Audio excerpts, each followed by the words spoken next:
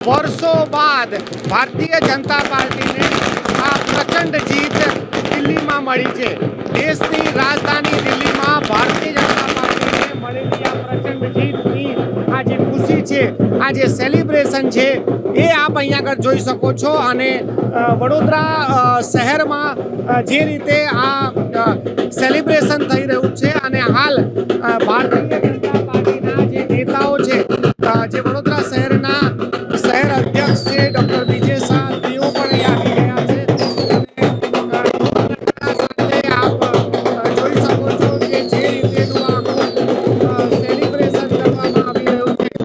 આ તમામ જે નેતાઓ છે તે આજે ખુશ છે, કારણ કે વર્ષો બાદ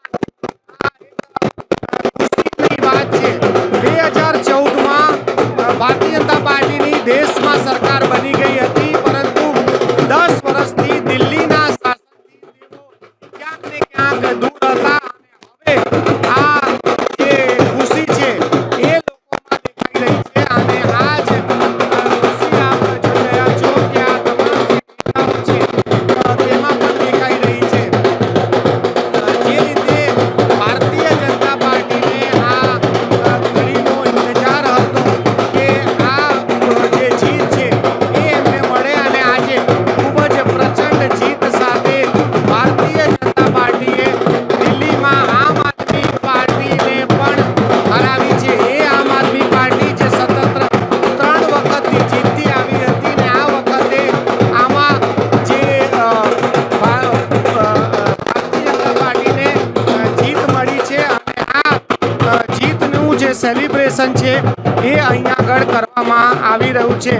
હાલ અહીંયા જે શહેર ભારતીય જનતા પાર્ટીના જે અધ્યક્ષ છે ડૉક્ટર વિજય શાહ, તેઓ પણ અહીંયા આગળ આવ્યા છે. અને તેમની સાથે પણ અમે વાત કરવાની કોશિશ કરીશું કે તેઓ શું કહી રહ્યા છે આ ખુશીને લઈને, અને આ જે સેલિબ્રેશનનો દોર છે તેને લઈને.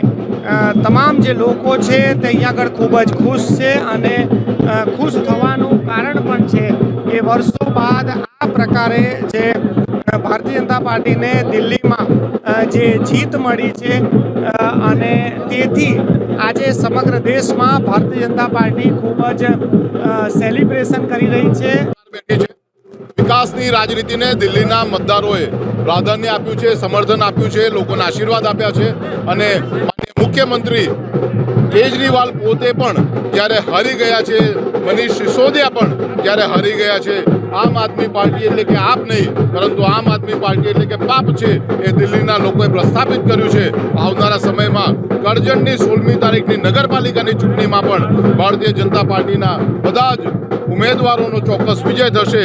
આમ આદમી પાર્ટીના બધા જ ઉમેદવારોની ચોક્કસ હાર થશે. કેજરીવાલ અને સિસોદિયા જ્યાં હારતા હોય ત્યારે કરજણની અંદર કોઈ પણ સંજોગોમાં આમ આદમી પાર્ટીના ઉમેદવારો જીતે નહીં, એવી ચિંતા જ્યારે વડોદરા મહાનગરના કાર્યકર્તાઓ કરી રહ્યા છે. આ જીત માટે અમારા વડાપ્રધાન માનનીય શ્રી નરેન્દ્રભાઈ મોદીજીને ખૂબ ખૂબ અભિનંદન આપું છું.